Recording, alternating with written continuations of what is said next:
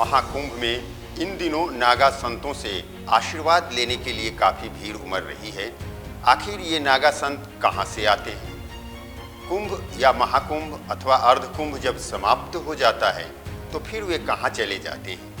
इनकी जीवन शैली क्या है? किस प्रकार नागा साधु बनते हैं और धर्म के लिए, सनातन की रक्षा के लिए वो क्या करते हैं? हेड्सअप न्यूज की विशेष प्रस्तुति कहानी कुंभ की में आपका स्वागत है। मैं शीतांशु कुमार सहाय आज आपको नागा संतों के बारे में बताऊंगा।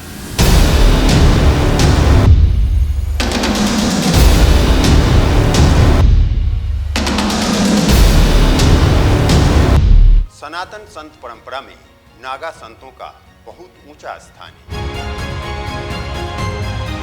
नागा संतों के बारे में, उनके रहस्यमय जीवन के बारे में मैं आपको बतला रहा हूँ। आखिर नागा शब्द की उत्पत्ति कैसे हुई, इसके बारे में जानना जरूरी है। नग शब्द संस्कृत का शब्द है जिसका अर्थ पर्वत होता है। नागा संत तपस्या करने के लिए पर्वतों पर ही रहते हैं। उनकी कंदराओं में निवास करते हैं, कंदमूल वहाँ का ग्रहण करते हैं। इसलिए नागा संतों की जो संज्ञा दी गई वो नग शब्द से नाग शब्द और नाग से अपभ्रंशित होकर नागा शब्द बना। कछारी भाषा में नागा शब्द का अर्थ होता है अस्त्र शस्त्रों से सुसज्जित युवा संत जो धर्म की रक्षा के लिए, प्राणोत्सर्ग के लिए भी तत्पर रहते हैं।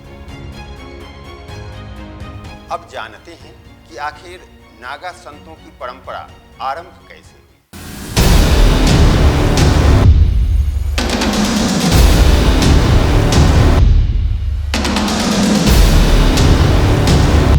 आठवीं शताब्दी में आदि शंकराचार्य ने धर्म की रक्षा के लिए 4 पीठों की स्थापना की।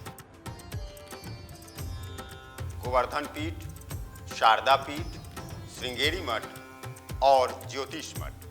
ये 4 मठ आज भी कायम हैं और इसके जो प्रधान महंत होते हैं वे आज भी शंकराचार्य कहे जाते हैं। नागा संतों को अंतिम उपाधि ये शंकराचार्य ही देते हैं। उनके अनुमोदन के बाद ही कोई संन्यासी नागा संत की श्रेणी में आ पाता है। नागा संतों की जो तपस्या करने की परंपरा है वह बड़े ही कठिन है।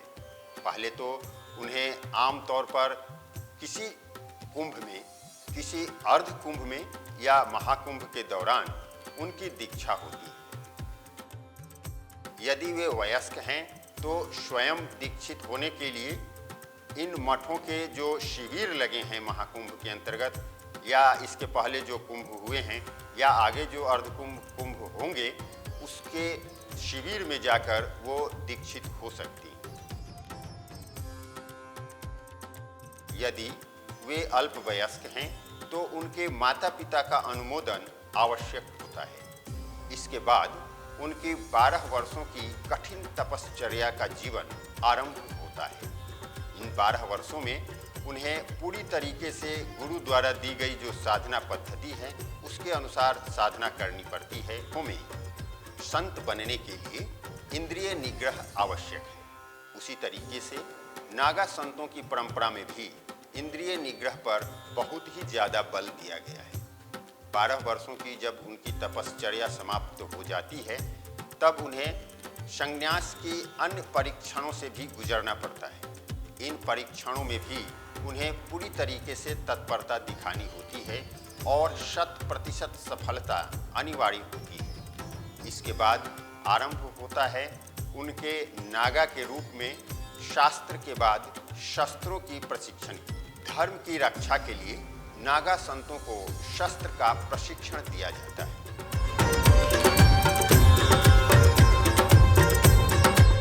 ये शस्त्र परंपरागत शस्त्र होते हैं आरंभ में, जैसे तलवारबाजी, तीरंदाजी, और इसके बाद जो आधुनिक अस्त्र शस्त्र होते हैं इसके संचालन में भी नागा साधु पूरी तरीके से निपुण होते हैं। अर्धकुंभ या महाकुंभ के दौरान शिविरों में या कुंभ क्षेत्र में नागा संत निर्वस्त्र होते हैं। यह प्राकृतिक स्वरूप होता है और इसी प्राकृतिक स्वरूप में कुंभ क्षेत्र में नागा साधु दृष्टिगोचर होते हैं। जब कुंभ, अर्धकुंभ या महाकुंभ समाप्त होता है तब ये अपने गुरु के आदेश के अनुसार आगे की तपस्या के लिए पर्वतों पर चले जाते हैं। जिन्हें मठ में रहने का आदेश होता है वे मठ में रहते हैं। यदि मंदिर यानी जिस मंदिर में उनको तपस्या करने का आदेश हुआ वह मंदिर अगर समाज में है जहां गृहस्थ लोग भी पूजन करने आते हैं तो ऐसी स्थिति में वहां नागा संत निर्वस्त्र नहीं रहेंगे, वहां वे नागा साधु भगवा वस्त्र धारण करेंगे। यह परंपरा नागा संतों की है। नागा संतों को 24 घंटे में एक बार ही भोजन करने का आदेश होता है। बाकी समय में वे तपस्या करेंगे या गुरु के आदेश का अनुपालन करेंगे। किसी नागा साधु को गुरु का आदेश हुआ कि उन्हें कुछ समय समाज में व्यतीत करना है तो ऐसी स्थिति में वे भगवा वस्त्र धारण करेंगे। केवल 7 घर से ही पके हुए भोजन ग्रहण करेंगे। यदि किसी दिन 7 घर से भिक्षा प्राप्त न हुआ तो वे 8वें घर में भिक्षा मांगने के अधिकारी नहीं होते हैं। उस दिन उन्हें उपवास पर रहना पड़ता है, लेकिन तपश्चर्या में कोई परिवर्तन नहीं करने का आदेश होता है। अर्थात वे जिस दिन भोजन नहीं भी कर पाएंगे उस दिन भी उनकी तपश्चर्या में 1% का भी फेरबदल नहीं होगा। वर्तमान में कुंभ के दौरान ही नागा संतों को दीक्षा दी जाती है। 4 जगह कुंभ मेले का आयोजन होता है, प्रयागराज में, हरिद्वार में, नासिक में और उज्जैन में। इन 4 जगहों पर जो नागा सन्यासी दीक्षित होते हैं उनकी संज्ञा अलग अलग है। जिन नागा संतों को प्रयागराज में दीक्षा दी जाती है यानी प्रयागराज में जिस समय कुंभ, अर्धकुंभ या महाकुंभ हुआ वहाँ जो नागा संत दीक्षित होंगे उन्हें राज राजेश्वर नागा कहा जाता है। उज्जैन के कुंभ में जो नागा दीक्षित होंगे उन्हें खूनी नागा कहा जाता है। इसी तरह नासिक के कुंभ पर्व में जो नागा सन्यासी दीक्षित होंगे उन्हें खिचड़िया नागा कहा जाता है।